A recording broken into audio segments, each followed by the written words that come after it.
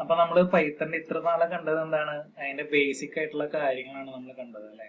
എങ്ങനെ ഒരു വേരിയബിൾ നമുക്ക് വാങ്ങാൻ പറ്റും, എങ്ങനെ വേരിയബിളിലേക്ക് വാല്യൂ അസൈൻ ചെയ്യാൻ പറ്റും, അതെങ്ങനെ പ്രിന്റ് ചെയ്യാൻ പറ്റും, അങ്ങനെ അതിന്റെ ഡാറ്റ ടൈപ്സ്, അങ്ങനെ ചെറിയ ചെറിയ ഇൻട്രൊഡക്ഷൻ കാര്യങ്ങളാണ് കണ്ടത്. ഇനി നമ്മൾ കുറച്ചും കൂടി പ്രോഗ്രാമിംഗിലേക്ക് ഡീറ്റെയിൽ ആയിട്ട് നമ്മൾ പഠിക്കാൻ പോവുകയാണ്.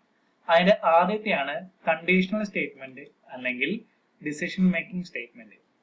അപ്പൊ എന്താണ് കണ്ടീഷണൽ സ്റ്റേറ്റ്മെന്റ് എന്ന് പറഞ്ഞ് ഉദ്ദേശിക്കുന്നുണ്ടാവുക? ആ വാക്കിൽ തന്നെ ഉണ്ടല്ലേ, കണ്ടീഷണൽ. എന്തെങ്കിലും ഒരു കണ്ടീഷൻ സാറ്റിസ്ഫൈ ചെയ്യുകയാണെങ്കിൽ മാത്രം അത് വർക്ക് ചെയ്യും. അതിനെ ഒന്നെങ്കിൽ കണ്ടീഷണൽ സ്റ്റേറ്റ്മെന്റ് എന്ന് പറയും, അല്ലെങ്കിൽ ഡിസിഷൻ മേക്കിംഗ് സ്റ്റേറ്റ്മെന്റ് എന്ന് പറയും.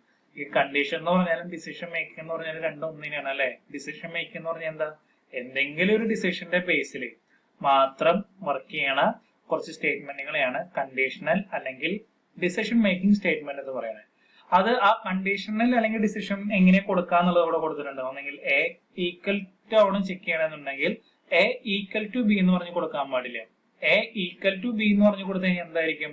എ എന്ന് പറഞ്ഞ വാല്യൂലേക്ക് 10, എ ഈക്വൽ ടു 10 കൊടുക്കുകയാണെന്നുണ്ടെങ്കിൽ എയിലേക്ക് 10 എന്ന് പറഞ്ഞ വാല്യൂ വരാണ് ചെയ്യാം. അപ്പൊ നമുക്ക് കണ്ടീഷൻ ചെക്ക് ചെയ്യണമെന്നുണ്ടെങ്കിൽ ഡബിൾ ഈക്വൽസ് അവിടെ കൊടുക്കണം. ഈക്വൽ കൊടുത്താലാണ് അതൊരു കണ്ടീഷൻ ആവുക.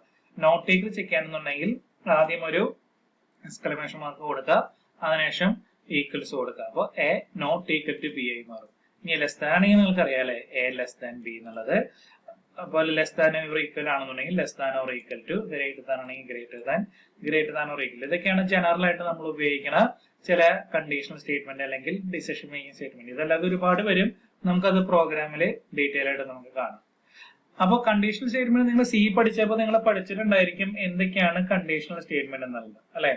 അപ്പൊ നമുക്ക് അതിലുള്ള അതേ സ്റ്റേറ്റ്മെന്റുകൾ തന്നെയാണ് നമുക്ക് പൈത്തണിലെ തന്നെയല്ല, ഏതൊരു പ്രോഗ്രാമിംഗ് ലാംഗ്വേജ് ആയാലും ഇതേ സെയിം കണ്ടീഷണൽ സ്റ്റേറ്റ്മെന്റുകൾ തന്നെയാണ് നമുക്ക് പഠിക്കാനുള്ളത്. അതിൽ ആദ്യത്തെയാണ് simple if statement. If statement എങ്ങനെയാണ് വർക്ക് ചെയ്യാന്നുള്ളതാണ് നമ്മൾ ആദ്യം കാണാൻ പോകുന്നത്. ഇതൊക്കെ ഞാൻ വായിച്ചു പോകാൻ ഡീറ്റെയിൽ ആയിട്ട് പറയേണ്ട ആവശ്യമില്ല, നിങ്ങൾക്കൊക്കെ അറിയാവുന്നതാണ്. The if statement is also known as decision making statement in programming language. With an if clause, a condition is provided. If the condition is true, then the block of statement written in the if clause will be executed. True ആണെന്നുണ്ടെങ്കിൽ അതിന് താഴെയുള്ള അതിന്റെ താഴെ ബ്ലോക്കിൽ എന്തൊക്കെയാണ് എഴുതിയിട്ടുള്ളതെന്നുണ്ടെങ്കിൽ അത് execute ആവും. അല്ല അത് ഫോൾസ് ആണെന്നുണ്ടെങ്കിലോ, ഫോൾസ് ആണെന്നുണ്ടെങ്കിൽ സിമ്പിൾ സ്റ്റേറ്റ്മെന്റ് ആണെന്നുണ്ടെങ്കിൽ ഫോൾസ് ആണെന്നുണ്ടെങ്കിൽ ഒന്നും വർക്ക് ചെയ്യില്ല, കാരണം നമ്മൾ വേറെ സ്റ്റേറ്റ്മെന്റ് അവിടെ എഴുതുന്നില്ല അല്ലെ. എങ്ങനെയാ സിമ്പിൾ സ്റ്റേറ്റ്മെന്റ് എന്ന് പറഞ്ഞാൽ എന്താ? ഇഫ് ഏതെങ്കിലും ഒരു കണ്ടീഷൻ സാറ്റിസ്ഫൈ ചെയ്യണമെന്നുണ്ടെങ്കിൽ അതിന്റെ സ്റ്റേറ്റ്മെന്റ് എന്താണെന്നുണ്ടെങ്കിൽ എക്സ്പ്രഷൻ വർക്ക് ചെയ്യും. നമുക്ക് ജസ്റ്റ് ഒരു പൈസാമ്പിൾ എടുത്ത് നോക്കി നോക്കാം. എ ഈക്വൽസ് 100 കൊടുത്തു, ബി ഈക്വൽസ് 200 കൊടുത്തു. ഇഫ് ഇടാ, അതിനുശേഷം നമുക്ക് എന്താണോ കണ്ടീഷൻ എപ്പോഴും നമ്മൾ കൊടുക്കുമ്പോൾ ഒന്നെങ്കിൽ ബ്രാക്കറ്റിൽ കൊടുക്കുക, അല്ലെങ്കിൽ ബ്രാക്കറ്റ് ഇല്ലാതെ കൊടുക്കുക, എങ്ങനെ വേണമെങ്കിലും നമ്മൾ കൊടുക്കും. ബ്രാക്കറ്റിൽ കൊടുക്കുന്നതാണ് എപ്പോഴും നല്ലത്, അതാണ് standard. If A greater than B ആണെങ്കിൽ, if A greater than B ആണെന്നുണ്ടെങ്കിൽ നിങ്ങൾ കാണാത്തൊരു സിന്റാക്സ് ആണ് ഇവിടെ വരാൻ പോണത്. സാധാരണ ഇത്രയും നമ്മൾ ഉപയോഗിക്കാറുള്ളൂ അല്ലെ. ഇവിടെ എ ഗ്രേറ്റർ ദാൻ ബി എന്ന് പറയുന്നത് നമ്മൾ എൻ്റർ അടിച്ചിട്ട് അടിയിലേക്ക് ഏതാണ് ചെയ്യുക. പൈത്തണില് ഒരു കാര്യം കൂടി ശ്രദ്ധിക്കണം. ഇവിടെ വെച്ചപ്പോ തന്നെ അവിടെ അവർ പറഞ്ഞു തന്നു എന്താണ് അവിടെ ശ്രദ്ധിക്കേണ്ടത്. ഒരു കോളൻ അവിടെ ഇടണം. എ ഗ്രേറ്റർ ദാൻ ബി ആണെന്നുണ്ടെങ്കിൽ ജസ്റ്റ് ഒരു എൻ്റർ അടിക്കുക. എൻ്റർ അടിച്ചപ്പോ ഓട്ടോമാറ്റിക്കലി നിങ്ങൾക്ക് അവിടെ കാണാൻ പറ്റും ആ കേഴ്സർ കുറച്ച് ഒരു ടാബ് സ്പേസ് നീങ്ങിയിട്ട് ഇവിടെ വന്ന് നിൽക്കുന്നുണ്ടായിരിക്കും. അതിന്റെ അർത്ഥം എന്ന് പറഞ്ഞു കഴിഞ്ഞാൽ നിങ്ങൾ മുമ്പുള്ള പ്രോഗ്രാമിംഗ് ലാംഗ്വേജുകളൊക്കെ പഠിച്ചപ്പോ എന്താണ്, ഒരു കണ്ടീഷൻ ഇട്ടതിന് ശേഷം ഒരു കേളി ബ്രേസ് ഇട്ടിട്ടാണ് നമ്മൾ എന്ത് ചെയ്തത്, നമ്മൾ ആ ബ്ലോക്ക് സ്റ്റേറ്റ്മെന്റ് നമ്മൾ ഡിഫൈൻ ചെയ്തത്. ഇവിടെ കേളി ബ്രേസിനെ പകരം നമ്മൾ ഉപയോഗിക്കുന്നത് ഈ ഒരു ടാബ് സ്പേസ് ആണ്. അത് ഓട്ടോമാറ്റിക് എൻ്റർ അടിച്ചു കഴിഞ്ഞാൽ ആ ടാബ് സ്പേസിലേക്ക് അവിടെ വരും. അപ്പൊ അതിന്റെ അർത്ഥം എന്താ, അപ്പൊ ഈ നമ്മുടെ പൈത്തണിന്റെ കമ്പൈലർ അത് എങ്ങനെയാണ് ഇൻഡിക്കേറ്റ് ചെയ്യുക, ഈ കണ്ടീഷൻ എ ഗ്രേറ്റർ ബി ആണെന്നുണ്ടെങ്കിൽ ഏത് കണ്ടീഷൻ വർക്ക് ചെയ്യണമെന്ന് നിങ്ങൾ നോക്കും. അതിന് തൊട്ട് താഴെ ടാബ് സ്പേസ് അടിച്ച് എന്തൊക്കെ പറഞ്ഞിട്ടുണ്ടോ അതൊക്കെ എന്തായിരിക്കും ഈ കണ്ടീഷൻ സാറ്റിസ്ഫൈ ചെയ്ത് വർക്ക് ചെയ്യേണ്ടതാണെന്നുള്ളത് മനസ്സിലാവും. അപ്പൊ ഇഫ് എ ഗ്രേറ്റർ ബി ആണെന്നുണ്ടെങ്കിൽ സിമ്പിൾ ആയിട്ട് print A is greater than B എന്നുള്ള ജസ്റ്റ് ഒരു മെസ്സേജ് പ്രിന്റ് ചെയ്യും. ഓക്കെ, നമുക്കൊന്ന് റൺ ചെയ്ത് നോക്കിയാലും എപ്പോഴും ശ്രദ്ധിക്കേണ്ട കാര്യം ഞാൻ വീണ്ടും ഓർമ്മപ്പെടുത്താണ്, ഇവിടെ വെള്ള വരകൾ ഇങ്ങനെ നിൽക്കുന്നുണ്ട് അല്ലേ, നമ്മൾ വെള്ള വരകൾ വരുത്താതെ പരമാവധി. ഇപ്പൊ ഞാനിത് ആയതുകൊണ്ടാണ് വെള്ളവര. ഇപ്പൊ എന്തിനാ വരണേ, ഇവിടെ ഇപ്പൊ a = 100 ശരിക്കും ശരിയാണ്, പക്ഷെ ഇതിന് എല്ലാത്തിനും ഇടയിൽ സ്പേസ് വേണം. ഇത് എററല്ല, പക്ഷെ ഒരു സ്റ്റാൻഡേർഡ് ഫോളോ നമ്മൾ എപ്പോഴും തുടക്കം തൊട്ടേ ചെയ്ത് പഠിക്കാം. ഓക്കെ ആണ്. അല്ലെങ്കിൽ നമ്മൾ ഇവിടെ ജസ്റ്റ് ക്ലിക്ക് ചെയ്ത് കഴിഞ്ഞാൽ ഇവിടെ വന്നു കഴിഞ്ഞാൽ ഇവിടെ താഴത്തെ റീഫോർമാറ്റ് ഫയൽ എന്ന് പറഞ്ഞ ഇവിടെ ഓപ്ഷൻ കാണാം. ഇവിടെ പാരന്തസിസ് ആവശ്യമില്ല എന്ന് പറഞ്ഞിട്ടാണ് വരുന്നത്. ആവശ്യമുണ്ടെങ്കിൽ ഇല്ലെങ്കിലും കുഴപ്പമില്ല. ഓക്കെ, ഒന്ന് റൺ ചെയ്ത് നോക്കിയേക്കാം. റൺ ചെയ്തപ്പോൾ പ്രത്യേകിച്ച് ആൻസർ ഒന്നും വന്നില്ല. കാരണം എന്താ, നമ്മള് a > b 100 > 200 ആണോന്ന് ചോദിക്കണേ. അപ്പോൾ ആ കണ്ടീഷൻ ആളുടെ ഒരു ഔട്ട്പുട്ട് ഇല്ല. കാരണം അതിന്റെ സിമ്പിൾ ഇഫ് ആണ് നമ്മൾ പഠിക്കണത്. ഇപ്പൊ b > a ആണെന്നുണ്ടെങ്കിൽ b > a വേണ്ട, നമുക്കിപ്പോ ഇവിടെ 100ന് പകരം നമ്മള് 300 കൊടുക്കാം. അപ്പൊ എന്താണ്, അപ്പൊ ഈ കണ്ടീഷൻ സാറ്റിസ്ഫൈ ചെയ്യും. നോക്കി നോക്കാം. ഇവിടുത്തെ കണ്ടീഷൻ സാറ്റിസ്ഫൈ ചെയ്തു. 300 200-നേക്കാളും വലുതാണ്. അപ്പൊ a is greater than b എന്ന് പറഞ്ഞിട്ട് മെസ്സേജ് പ്രിന്റ് ചെയ്തു. ഇതാണ് എന്ത് സ്റ്റേറ്റ്മെന്റ് നമുക്ക് വരുന്നത്, സിമ്പിൾ ഇഫ് സ്റ്റേറ്റ്മെന്റ്. ഇവിടെ നമ്മൾ ഈ പഠിച്ച അതേ കാര്യങ്ങൾ തന്നെയാണ്. ഇഫ് എക്സ്പ്രഷൻ വേണമെങ്കിൽ ബ്രാക്കറ്റിൽ കൊടുക്കാം, ബ്രാക്കറ്റ് അല്ലാതെയും കൊടുക്കാം, നിങ്ങളുടെ ഇഷ്ടമാണ്. ഒരു ടൈപ്പ് സ്പേസ് ഇട്ടിട്ട് അതിന്റെ സ്റ്റേറ്റ്മെന്റ് ഏത്. ഇതാണ് ഒരു സിമ്പിൾ ഇഫ് സ്റ്റേറ്റ്മെന്റ്. ഇനി നമ്മൾ പഠിക്കാൻ പോകുന്നത് ഇഫ് എൽസ് ഇഫ് സ്റ്റേറ്റ്മെന്റ് ആണ്. ഞാൻ ഇപ്പൊ പറഞ്ഞപ്പോ മനഃപൂർവ്വം എൽസ് ഇഫ് എന്ന് പറഞ്ഞതാണ്. അത് ഞാൻ പറയാൻ കാരണം എന്ന് പറഞ്ഞു കഴിഞ്ഞാൽ നമ്മൾ എപ്പോഴും പഠിച്ചിട്ടുള്ള വാക്ക് എൽസിഫ് ആണ്. അത് പൈത്തണിൽ വരുമ്പോ എൽസിഫ് അല്ല എലിഫ് ആണ്. ശ്രദ്ധിക്കുക, ELIF. ഞാനിപ്പോ ആദ്യം തുടങ്ങിയപ്പോ ഇഫ് എൽസിഫ് എന്ന് പറയാൻ കാരണം നിങ്ങളും അങ്ങനെയാണ് പറഞ്ഞ് പഠിക്കുക. അപ്പൊ അത് മാറ്റം വരണം. ഞാൻ ആ തെറ്റ് പറഞ്ഞിട്ട് നിങ്ങൾക്ക് ശരിയായിട്ട് പറഞ്ഞു തരുന്നതാണ്. അപ്പൊ അത് മാറ്റം വരണം. എപ്പോഴും പൈത്തണിൽ എപ്പോഴും എന്തായിരിക്കും, എലിഫ് ആയിരിക്കും. ഇഫ് എലിഫ് എന്നുള്ളത് നമ്മുടെ എപ്പോഴും കാരണം അറിയാതെ നമ്മൾ എൽസിഫ് പഠിച്ചു കഴിഞ്ഞാൽ അവിടെ എറർ വരും. അപ്പൊ ഇവിടെ ഉപയോഗിക്കുന്ന കീവേഡ് എലിഫ് എന്ന് പറഞ്ഞ കീവേഡ് ആണ്. എൽസിഫിന് വരെ നമ്മൾ ഉപയോഗിക്കുന്നത്. നേരത്തെ അതേ കാര്യം തന്നെ, ആദ്യത്തെ കണ്ടീഷൻ സാറ്റിസ്ഫൈ ചെയ്ത് രണ്ടാമത്തെ കണ്ടീഷൻ സാറ്റിസ്ഫൈ ചെയ്ത് രണ്ടും തെറ്റാണെന്നുണ്ടെങ്കിൽ മാത്രം നമ്മൾ മൂന്നാമത്തെ കണ്ടീഷനിലേക്ക് നമ്മൾ ഇത് മെസ്സേജ് പ്രിന്റ് ചെയ്യാന്നുള്ളത് കൊടുക്കും. നമുക്ക് ജസ്റ്റ് ഒരു പൈച്ചാമ്പിൾ നോക്കാം. എൽസിഫ് ഇങ്ങനെ ഇപ്പൊ ഒരു ഒരെണ്ണം കൂടി ഉണ്ടെന്ന് നോക്കിയാൽ c = 500. ഇഫ് a > b ആണെന്നുണ്ടെങ്കിൽ എന്ത് പ്രിന്റ് ചെയ്യണം, message a is greater than b ആണെന്നുള്ള പ്രിന്റ് ചെയ്യണം.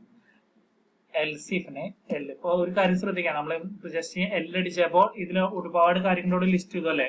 ഈ ലിസ്റ്റ് ചെയ്ത കാര്യങ്ങൾ മാത്രമാണ് നമ്മളിവിടെ അടിക്കാൻ പാടുള്ളൂ. ഇതല്ലാതെ ഒരു കാര്യം നമ്മൾ കീവേഡോട് ഉപയോഗിക്കാൻ പാടില്ല. എലിഫ് a greater than c ആണെന്നുണ്ടെങ്കിൽ എന്താണ് മെസ്സേജ് പ്രിന്റ് ചെയ്യുന്നത്, എന്റെ അടിച്ച് ഓട്ടോമാറ്റിക് ഇവിടെ വന്നു. കണ്ടോ, ഓട്ടോമാറ്റിക് മെസ്സേജ് ഇവിടെ വന്നു. b greater than c നോക്കിയാൽ മതി. a greater than b ആണെന്ന് നോക്കി b greater than c ആണെന്നുണ്ടെങ്കിൽ എന്തായിരിക്കും അവിടെ മെസ്സേജ് വരേണ്ടത്, അതന്നെ print b is greater than b എന്ന് വേണ്ട, കാരണം 3 കണ്ടീഷൻ ഉണ്ടല്ലോ. ഓക്കെ, ഇതാണ് എൽസ് ഇഫ് സ്റ്റേറ്റ്മെന്റ്. ഇവിടെ ചോപ്പ് ഇപ്പൊ നിങ്ങൾ ശ്രദ്ധിച്ചോന്ന് അറിയാൻ പറ്റില്ല. ഇവിടെ ഒരു ചോപ്പ് കളർ ഇവിടെ നിങ്ങൾക്ക് കാണാൻ പറ്റും അല്ലെ. എന്താ ചോപ്പ് കളർ, നമ്മൾ ഈ കോളനോട് ഇട്ടിട്ടില്ല, അതിന്റെയാണ് അവിടെ ആ ചോപ്പ് കളർ വന്നിട്ടുള്ളത്. ജസ്റ്റ് ഒന്ന് റൺ ചെയ്ത് നോക്കി നോക്കാം. റൺ ചെയ്യുമ്പോൾ ഇതിൽ already a greater than c ആണ്, b greater than മറ്റേ സിയുടെ കണ്ടീഷൻ നമ്മൾ ചെക്ക് ചെയ്തിട്ടില്ല. ഈ ആദ്യത്തെ 2 കണ്ടീഷൻ മാത്രമേ ചെക്ക് ചെയ്തിട്ടുള്ളൂ. അതുകൊണ്ടാണ് a is greater എന്ന് പറയുന്നത്. നമുക്ക് അടുത്ത നെക്സ്റ്റ് ഡിഫിൽ തൊട്ടടുത്ത കണ്ടീഷൻ നമുക്ക് ചെക്ക് ചെയ്യാം. ഓക്കെ, അല്ലെങ്കിൽ നമുക്ക് വേണമെന്നുണ്ടെങ്കിൽ ഇവിടെ എന്ത് കൊടുത്താലും തന്നെ വരുള്ളൂ, ഈ സെയിം മെസ്സേജിനെ വരുള്ളൂ. കാരണം നമ്മൾ ആദ്യത്തെ a greater than b ആണോ b greater than c ആണോ എന്ന് മാത്രമാണ് നമ്മൾ ചെക്ക് ചെയ്തിട്ടുള്ളൂ. അപ്പൊ ആദ്യത്തെ കണ്ടീഷൻ തന്നെ ഇവിടെ സാറ്റിസ്ഫൈ ചെയ്യാണ്, a greater than b ആണെന്നുള്ളത്. നമുക്ക് അടുത്തേൽ നമുക്ക് നോക്കാം. ഓക്കെ, അല്ലെങ്കിൽ വേണ്ട, നമുക്ക് വേണമെങ്കിൽ ബിക്ക് ഒരു വലിയ വാല്യൂ നമുക്ക് കൂടെ കൊടുത്ത് നോക്കി നോക്കാം. അപ്പൊ ഇത് 30 കൊടുത്തു, ഇത് 50 കൊടുത്തു. ജസ്റ്റ് ഒന്ന് റൺ ചെയ്ത് നോക്കി നോക്കാം. റൺ ചെയ്യുമ്പോൾ ആദ്യത്തെ condition a greater than b ആണോ നോക്കി, അല്ല. അടുത്ത കണ്ടീഷനിലേക്ക് വന്നു, b greater than c ആണോ നോക്കി. അപ്പൊ കണ്ടീഷൻ b is greater എന്നുള്ളത് കിട്ടി. നിങ്ങൾക്ക് അറിയാവുന്നതായിരിക്കും അല്ലെ. അപ്പോൾ ജസ്റ്റ് ഞാൻ നിങ്ങൾക്ക് പൈത്തന്റെ പൈച്ചാമ്പെടുത്ത് ഞാൻ റൺ ചെയ്ത് കാണിച്ചു തന്നുള്ളൂ. ഇനി അടുത്തത് എന്തായിരിക്കും എന്നുള്ളത് നിങ്ങൾക്ക് അറിയാൻ പറ്റും അല്ലെ. ഇഫ് എൽസ് ഇവിടെ എലിഫിന് മാത്രമാണ് വ്യത്യാസമുള്ളൂ. എൽസിനൊക്കെ സാധാ ഈ വാക്ക് തന്നെയാണ് ഉപയോഗിക്കുക. ഇഫ് എൽസ് എന്തായിരിക്കും? ആദ്യത്തെ ഒരു കണ്ടീഷൻ നോക്കി അത് സാറ്റിസ്ഫൈഡ് ആണോ നോക്കി, രണ്ടാമത്തെ ഒരു കണ്ടീഷൻ നോക്കി, അല്ലാന്നുണ്ടെങ്കിൽ ഇപ്പൊ ഇവിടെ ഈ സെയിം ഇതിൽ തന്നെ നമുക്ക് നോക്കുകയാണെന്നുണ്ടെങ്കിൽ പൈച്ചാം എടുത്തിട്ട് ഈ സെയിം ഇതിൽ എൻ്റർ അടിച്ചപ്പോ ഇനി ഓൾറെഡി ഇവിടെ കേസർ ഇവിടെ നിൽക്കണേ. അതിന്റെ അർത്ഥം എന്താ? ഇവിടെ നിൽക്കുകയാണെന്നുണ്ടെങ്കിൽ അതിന്റെ അർത്ഥം ഈ എൽസിഫിന്റെ ഈ കണ്ടീഷൻ തന്നെ വർക്ക് ചെയ്യണമെന്നുണ്ടെങ്കിൽ ഇവിടെ വർക്ക് ചെയ്യുക. അല്ല, നമുക്ക് തൊട്ട് എൽസ് ആണ് വേണ്ടതെന്നുണ്ടെങ്കിൽ ഓട്ടോമാറ്റിക് കേസർ നീങ്ങണം. കണ്ടോ, ഓട്ടോമാറ്റിക് കേസറിന്റേത് പൊസിഷൻ ഈ ഭാഗത്തേക്ക് നീങ്ങി. കാരണം എന്താ? ഇത് അടുത്ത ബ്ലോക്ക് ഓഫ് സ്റ്റേറ്റ്മെന്റ് ആണ്. എൽസ് എന്താണ് വേണ്ടത്? Print C is greater. ഇപ്പൊ നമുക്ക് ഈ എ ഗ്രേറ്റർ ദാൻ ബിയുടെ ഇടയിൽ ഇത് മാത്രമല്ല, ഒരുപാട് മെസ്സേജുകൾ നമുക്ക് പ്രിന്റ് ചെയ്യണമെന്നുണ്ടെങ്കിൽ നമുക്ക് ഇവിടെ പ്രിന്റ് ചെയ്ത് നമുക്ക് എത്ര വേണമെങ്കിൽ നമുക്ക് ബ്ലോക്ക് ഓഫ് സ്റ്റേറ്റ്മെന്റ് കൊടുക്കാണ്ടോ. ഒരെണ്ണല്ല, നമുക്ക് എത്ര വേണമെന്നുണ്ടെങ്കിലും ബ്ലോക്ക് ഓഫ് സ്റ്റേറ്റ്മെന്റ് ഇവിടെ നമുക്ക് ഇങ്ങനെ കൊടുത്തുകൊണ്ടിരിക്കാം. അതുപോലെ ഇവിടെ ആയാലും ഇപ്പൊ ഇതിന്റെ അടിയിലായാലും നമുക്ക് ഒരു സ്റ്റേറ്റ്മെന്റ് അല്ല, ഒന്നിലധികം സ്റ്റേറ്റ്മെന്റ് ഇവിടെ നമുക്ക് ഇങ്ങനെ കൊടുക്കാം. ഞാൻ ഇപ്പൊ സാമ്പിളായിട്ട് ഇങ്ങനെ കൊടുക്കുന്നതാണ്, നിങ്ങൾക്ക് ജസ്റ്റ് ഒന്ന് മനസ്സിലാവാൻ വേണ്ടി സാമ്പിളായിട്ട് കൊടുക്കുന്നതാണ്. പിയോന്നോ എന്തെങ്കിലും പറഞ്ഞു കൊടുക്കാം. അതേപോലെ ഇനി ഇവിടെ എൽസിഎഫിൽ ഇനി ഇതേപോലെ കൊടുക്കാം. എത്ര സ്റ്റേറ്റ്മെന്റ് ആണ് നിങ്ങൾക്ക് ആവശ്യമുണ്ടെങ്കിൽ അതിന്റെ ഇതിപ്പോ ഞാൻ ഇങ്ങനെ പറയാൻ കാരണം എന്താ? ഇതിന്റെ ഇവിടെ കേളി ബ്രേസ് നമ്മൾ ഒരിക്കലും ഉപയോഗിച്ചിട്ടില്ല അല്ലെ. ഒരു സ്ഥലത്ത് പോലെ നിങ്ങൾക്ക് നോക്കി കഴിഞ്ഞാൽ ഇവിടെ കേളി ബ്രേസ് കാണാൻ പറ്റില്ല. പക്ഷെ കമ്പൈലർ എങ്ങനെ ഐഡന്റിഫൈ ചെയ്യുക? ഈ ഇഫിന്റെ കണ്ടീഷൻ എന്തൊക്കെയാണ് ബ്ലോക്ക് സ്റ്റേറ്റ്മെന്റ് ഈ ടൈപ്പ് സ്പേസിൽ, അതിന്റെ തൊട്ടടിയിലുള്ള ടൈപ്പ് സ്പേസിൽ എന്തൊക്കെയുണ്ടോ അതായിരിക്കണം ഇതിന്റെ. ഈ അടുത്ത എലിഫിന്റെ അടുത്തത് എന്തായിരിക്കും? എലിഫിന്റെ താഴെ വരുന്ന ടൈപ്പ് സ്പേസിൽ എന്തൊക്കെയുണ്ടോ അതാണ് ഈ എൽഎഫിന്റെ ബ്ലോക്ക് സ്റ്റേറ്റ്മെന്റ്. ഇനി ഇതൊന്നല്ലാതെ എൽസിന്റെ ഏതായിരിക്കും? ഈ പറഞ്ഞ സ്റ്റേറ്റ്മെന്റ് ആയിരിക്കും എൽസിന്റെ വർക്ക് ചെയ്യുക. അപ്പൊ എപ്പോഴും ഈ കോഡിങ് ചെയ്യുന്ന സമയത്ത് ഈ പൈച്ചാമ്പിലൊക്കെ ആയതുകൊണ്ടാണ് ഓട്ടോമാറ്റിക്കലി നമ്മൾ ഇവിടെ ടൈപ്പ് ചെയ്തപ്പോൾ ഓട്ടോമാറ്റിക്കലി ടൈപ്പ് സ്പേസ് ഇട്ട് വന്നത്. നിങ്ങൾ മറ്റേ ഷെൽ പ്രോഗ്രാമിംഗ് ചെയ്യുമ്പോൾ നമ്മൾ മാനുവലായിട്ട് ടാബ് ഇടണം. ടാബ് ഇടാൻ നമ്മൾ ഒരിക്കലും മറക്കരുത്. കാരണം പൈത്തണിലെ ഏറ്റവും ശ്രദ്ധിക്കേണ്ട കാര്യത. നമുക്ക് വേണമെന്നുണ്ടെങ്കിൽ ഈ പ്രോഗ്രാം റൺ ചെയ്ത് നോക്കി നോക്കാം. ഇപ്പൊ ഈ പ്രോഗ്രാം റൺ ചെയ്തപ്പോൾ നേരത്തെ ഇവിടെ ബി ആണ് ഗ്രേറ്റർ, അപ്പൊ ഈ ഒരു മെസ്സേജ് പ്രിന്റ് ചെയ്തത് ബി ഈസ് ഗ്രേറ്റർ എന്ന് പ്രിന്റ് ചെയ്ത് അതിന്റെ താഴെ കണ്ടോ, അതിന്റെ താഴെ നമ്മൾ ജസ്റ്റ് ഒരു പിഒ എന്ന് പറഞ്ഞൊരു മെസ്സേജ് ടൈപ്പ് ചെയ്തിട്ടുണ്ടായിരുന്നു. ഇനി എത്ര മെസ്സേജ് വേണം നമുക്ക് ഇതിന്റെ ഈ ഒരു സ്റ്റേറ്റ്മെന്റ് ഈ ടൈപ്പ് സ്പേസിൽ ഈ കണ്ടീഷൻ സാറ്റിസ്ഫൈ ചെയ്ത ഈ ടൈപ്പ് സ്പേസിൽ എന്തൊക്കെയുണ്ടോ അതൊക്കെ വർക്ക് ചെയ്യും. ഇനി ഏറ്റവും ലാസ്റ്റത്തെയാണ് ഏത്? Nested if. നെസ്റ്റഡ് ഇഫ് എന്ന് പറഞ്ഞാൽ എന്താണ്? ആദ്യം ഒരു കണ്ടീഷൻ നോക്കി അടുത്ത കണ്ടീഷൻ നോക്കി. നമ്മളിപ്പോ ആക്ച്വലി കാണിച്ചിട്ടുള്ളത് നെസ്റ്റഡ് ഇഫ് ആയിരുന്നു അല്ലെ. നമ്മളിപ്പോ കാണിച്ചിട്ടുള്ളത് ആക്ച്വലി നെസ്റ്റഡ് ഇഫിന്റെ ആണ്. അല്ലാതെ ശരിക്കും ഇതാണ് ഈ സ്റ്റേറ്റ്മെന്റ്. ഇഫ് എൽസിന് വേണ്ട. If A greater than B, else ഇത് പ്രിന്റ് ചെയ്യായിരുന്നു ശരിക്കും എൽസിന്റെ. ഇഫ് എൽസിന്റെ ആണെന്നുണ്ടെങ്കിൽ പ്രോഗ്രാം നമ്മളിപ്പോ ആക്ച്വലി കാണിച്ചത് അറിയാതെ കാണിച്ചു പോയത് നെസ്റ്റഡ് ഇഫിന്റെ ആണ്. നിങ്ങൾക്ക് മനസ്സിലായി കാണുമെന്ന് വിചാരിക്കുന്നു ഈ സ്റ്റേറ്റ്മെന്റ്.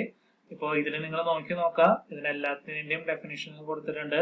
സിന്റാക്സ് എപ്പോഴും ഇതിന്റെ തിയറി എഴുതുമ്പോൾ ശ്രദ്ധിക്കേണ്ട ഒരു കാര്യം എന്ന് പറഞ്ഞു കഴിഞ്ഞിട്ടുണ്ടെങ്കിൽ എന്താണോ ആദ്യം ഇഫ് സ്റ്റേറ്റ്മെന്റ് ആണെന്നുണ്ടെങ്കിൽ ആദ്യം ഇഫ് അതിന്റെ സിന്റാക്സ് എന്താണെന്ന് എഴുതാ. അതിന്റെ ചെറിയൊരു എക്സാമ്പിൾ എഴുതാം.